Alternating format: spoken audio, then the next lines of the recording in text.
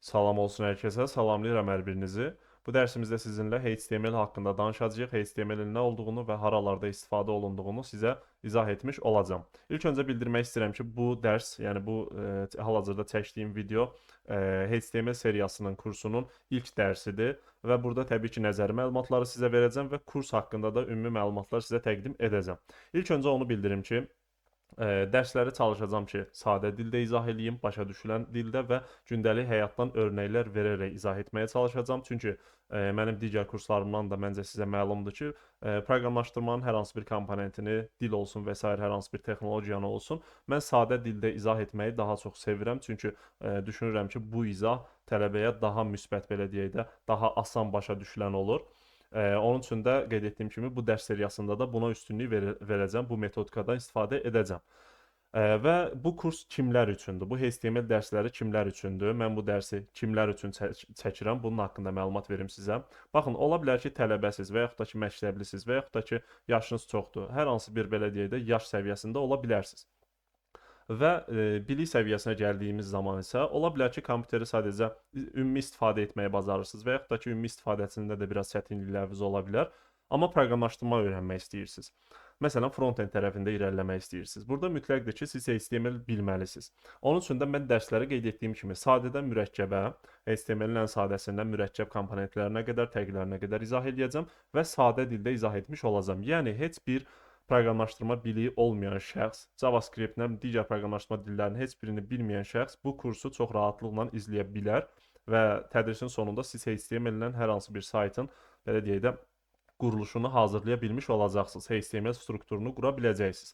Və yaxud da ki, ola bilər ki, siz proqramçısınız, məsələn, backend developer olaraq çalışırsınız. Amma sizə HTML öyrənmək lazımdır. Bu kurs eyni zamanda sizin üçündür. Siz bu belə deyək də dərs seriyasını izləyərək HTML-ə tam hakim olmuş olacaqsınız. Yəni sadədən mürəkkəbə doğru eyni qaydada izah etmiş olacağam. Təbii ki, dərsləri elə izah edəcəm ki, heç bir məlumatı olmayan şəxs ilk belə deyək də ilk dəfə HTML öyrənir kimi yanaşıram mövzuya və bu formada dərsləri izah etmiş olacağam. Yəni bunu ilk öncədən bildirmək istəyirəm sizə və bu məlumatı verdikdən sonra gəlin artıq başlayaq dərsimizə.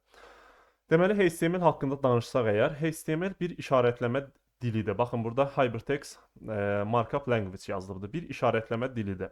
Ümumilikdə bu müzakirəni çox görəcəksiniz, çox eşidibsiniz bəlkə də.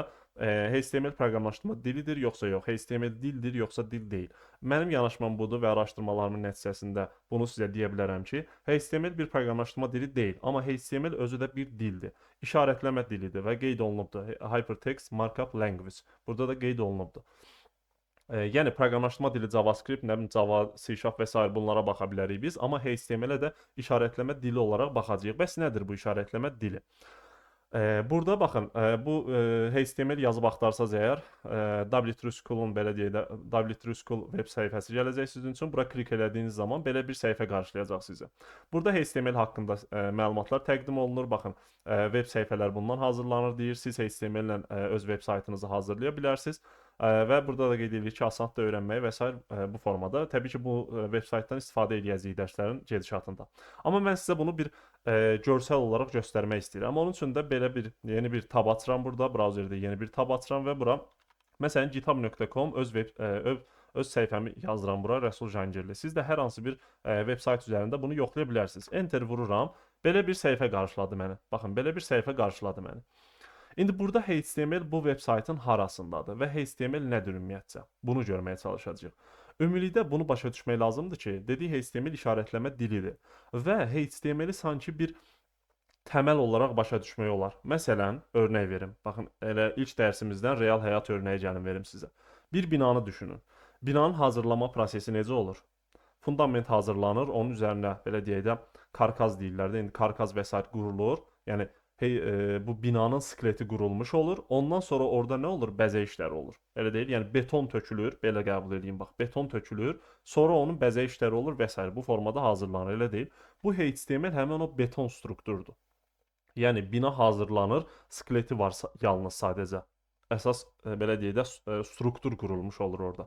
Buna HTML deyə bilərik biz. İndi bu veb saytda buna baxsaq əgər, baxın, belə bir səhifə var bizdə, elə deyil. Burada sağ düymə eləyirəm hər hansı bir yerdə. Baxın, məsələn boşluqda. Burada sağ düymə eləyirəm.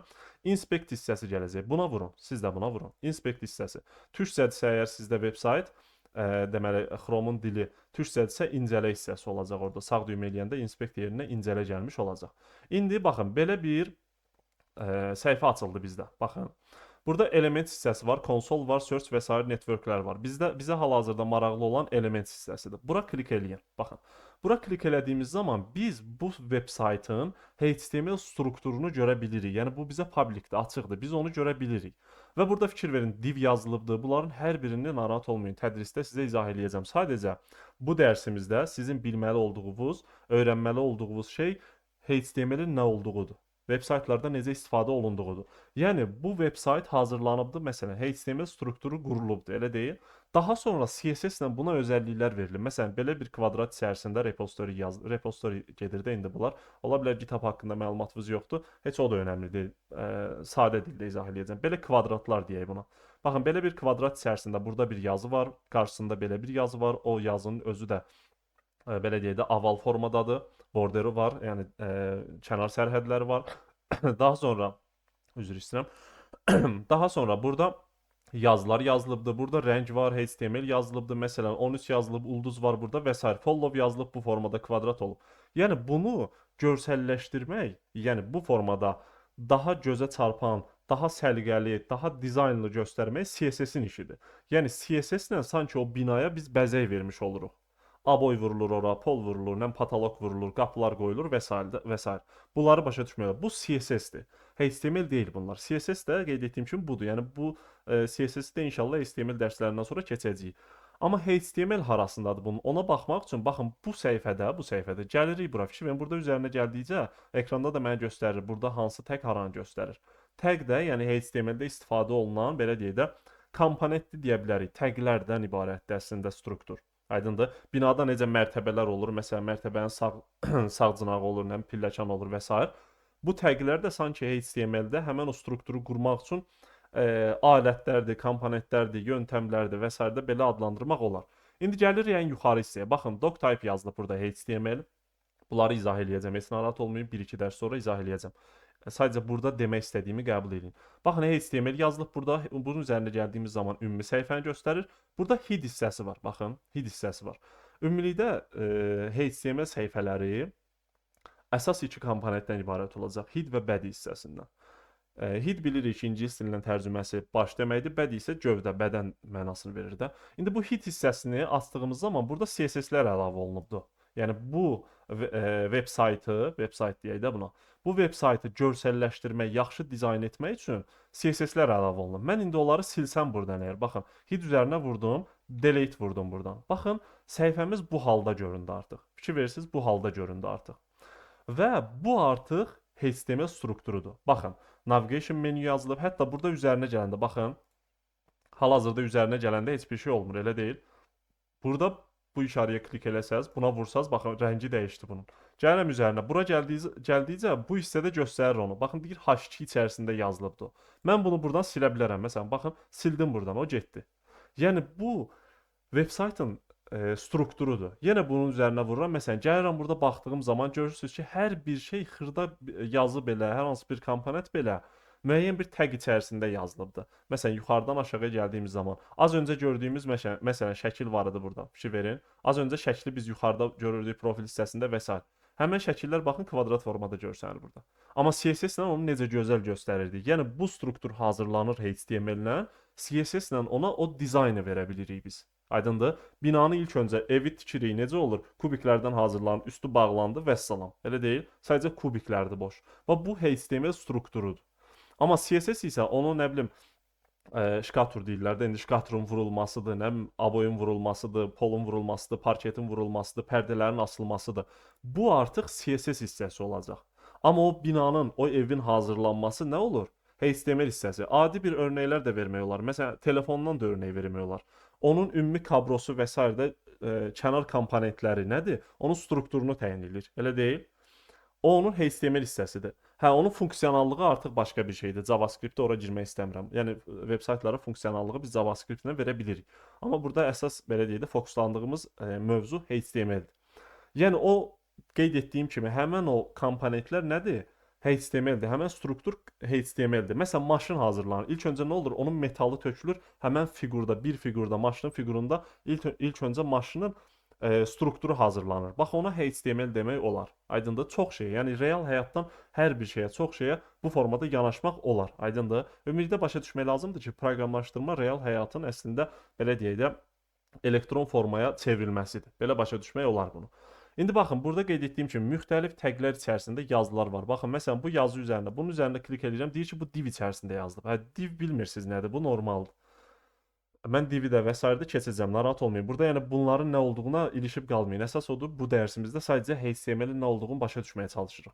Məsələn, backtick var bunun yanında. Buna klik etdiyim zaman bu div açıldı. Divin içərisində bir dənə də div yazılıbdı. Daha sonra burada məsələn bunun aşağıda A yazılıbdı, li yazılıbdı. Daha sonra bu li içərisində baxın fərqlilər yazılıbdı. Məsələn, bu div var burada. Elə deyil, üzərinə gələndə görürsüz ekranda.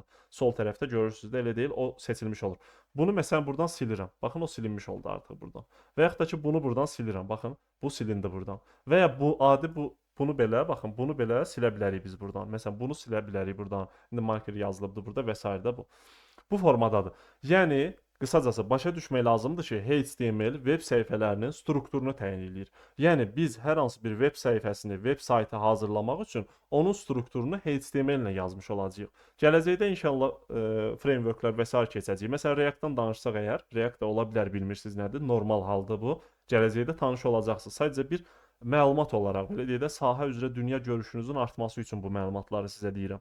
Məsələn, React keçdiyimiz zaman orada biz HTML içərisində və s. JavaScript kodları, CSS kodları yazaraq yenə veb saytları hazırlamış oluruq. Yenə orada da HTML işin içərisində var, o struktur məsələsi işin içərisində var. Aydındır? Qısacası biz HTML-i öyrəndiyimiz zaman içərisindəki təqləri və s. öyrənəcəyik və bunlarla artıq veb saytlarının strukturunu hazırlaya biləcəyik. Məsələn, səhifəni reload etsəm, baxın, şəkil burada fikir verir, necə əlavə olunubsa o formada görsənir. Bu formada da elə deyil. Hətta bunun üzərinə gəlirəm, baxın. Üzərinə gəlirəm, image təqi içərisində. Baxın, image yazılıb, image yazılıb bura. Bu içərisində bu şəkil var burada. Linkdir, hrefdir və s. bu özəlliklərlə bu şəkil çəkilib göstərilir burada, elə deyil. Məsələn, bunu silə bilərəm. Baxın, şəkil getdi burada. Aydındır? Təbii ki, mən buna öz brauzerimdə təsir eləyirəm də, yəni əsas hissədə bunu silmiş olmuram. İndi səhifəni yeniləsək, fikir verin. Artıq buradan sildiyim hid hissəsi bura gəldiyi üçün CSS özəllikləri də görsəndi burada, fikir verin, görsəndi burada. Ona görə də veb saytımız bu formada görsəndi. Amma HTML strukturu gördünüz də necə idi? O formada olur. Yəni vizual olaraq da yaxşı görünmür. Necə yeni tikilən ev yaxşı görünmür, çünki hələ dizayn olunmayıbdı, hələ tam təmir olunmayıbdı. Sadəcə belə deyək də kubiklər də üzəri bağlanıb vəssalam. Eynilə HTML ilə yazılan veb saytlarda bu formada başa düşmək olar. CSS özəlliyi vermədən sadəcə HTML ilə veb sayt hazırlayıb onu yayımlamaq da olar. Hətta bunları sizə göstərəcəm. Heç narahat olmayın. Yəni şərt o deyil. Məsələn, evi tikdin, ola bilər təmir eləmirsən. Elə yaşayırsan içində. Bu mümkündür. Yəni bunu biz burada da eləyə bilirik. HTML ilə veb sayt hazırlayaraq, amma CSS ilə və s. özəlliyi vermərik ona. Aydındır? Yəni bu formada gözəl bir dizayn vermərik ona. Bunu da etmək olar. Amma normalda günümüzdə bu az istifadə olunur. Yəni HTML ilə struktur qurulur, düzgün struktur qurulur, CSS ilə ona özəlliklər verilir, JavaScript ilə isə JavaScript artıq proqramlaşdırma dilidir. Mənim tam kursum bununla bağlı var. Yəni JavaScript çox yerlərdə istifadə olunur. Həm backend tərəfdə, server tərəfindən, həm frontend tərəfində və s. JavaScript ilə artıq dinamiklik qazandıra bilirik biz veb sayta. Məsələn, hər hansı bir butona klik elədiyimiz zaman, yəni hər hansı bir butona vurduğumuz zaman, mouse-la vurduğumuz zaman nə baş versin? Nə bilim, məlumatların göndərilməsi və s. Bu dinamiklikdir artıq. Bunu biz JavaScript ilə əlavə edə bilirik veb saytlara. Amma strukturu qurmaq HTML ilə olacaq. Aydındır? Bunun üçün də HTML-ə deyirlər ki, işarətləmə dili. İşarətləmə. Yəni biz sanki strukturu işarələyirik ki, bu hissədən bu hissəyə qədər məsələn bu divin olsun. Bundan aşağı footer olsun məsələn. Bu hissə nə bilim hər hansı bir təqin ərazisi olsun. Yəni bunu bölüşdürürük sanki, aydındır? Amma təbii ki, bunu da məntiqlə düzgün formada HTML strukturunu düzgün formada qurmağı bacarmalıyıq biz ki, veb saytda üzərində işlədiyimiz zaman, məsələn, CSS yazılanda ona və yaxud da JavaScript ilə kodlar yazılanda bu düzgün formada artıq orada işlər gedə bilsin. Aydındır? Səliqəsi bir var, evi düzgün ilk öncə planlayaq, strukturunu quraq, daha sonra dizayn eləyək, orada insanlar yaşasın. Bir də var ki, məsələn, plansız formada işə başlayasınız. Evi tikərsiniz, məsələn, pəncərənin üstünə qapı qoyarsınız. Məsələn deyirəm də indi biraz gülməli səslənsə də, amma ola bilər də. Yəni bu veb saytlarda mümkündür. Normalda necə olur? Pəncərə olur, məsələn, qapı hər hansı bir yerdə olur, insan çıxa biləcəyi yerdə, elə deyil. Veb saytları hazırladığımız zaman da bu formadadır. Biz məntiqi olaraq proyekti düzgün hazırlamalıyıq. Pəncərənin üstünə qapı qoymağın bir adi olmayacaq. Belə deyil. Onun işləyişi olmayacaq. Yəni düzgün işlədə bilməyəcək istifadəçi bunu. Eynilə burada da veb saytlarda da hansı təqi necə yazmalıyıq, hansı təq içərisində hansını yazmalıyıq, ümumiyyətcə veb səhifəmizi necə bölüşdürməliyik, hansı hissələrə ayırmalıyıq, gövdə, baş hissəsindən ayaq futur hissəsi məsələn deyirəm də. Bunları necə bölüşdürməliyik? Bunlar haqqında sizə ətraflı məlumat verəcəm bu tədrisimizdə. Aydındır? Amma əsas məsələ ümid edirəm ki, başa düşdünüz ki, HTML nədir, haralarda istifadə olunur və biz niyə görə HTML-i bilməliyik. Aydındır? Yəni veb saytların təməlini, əsasını, strukturunu təşkil edən işarətləmə dilidir HTML. İndi inşallah növbəti dərsimizdə artıq belə deyək də fərqli bir mövzu ilə davam edəcəyik. Orada mən sizə VS Code'un yüklənməsini göstərəcəm və digər belə deyək də extensionlar ki var, əlavə yükləmələr ki var, onlar haqqında məlumat verəcəm və bu formada artıq tədrisimiz davam etmiş olacaq. Uğurlar arzu edirəm. Ola bilər ki, proqramlaşdırmaya yeni başlayırsınız. Əmin olun ki, düzgün yerdəsiz, düzgün yoldasınız və çalışın ki, motivasiyanızı itirməyin.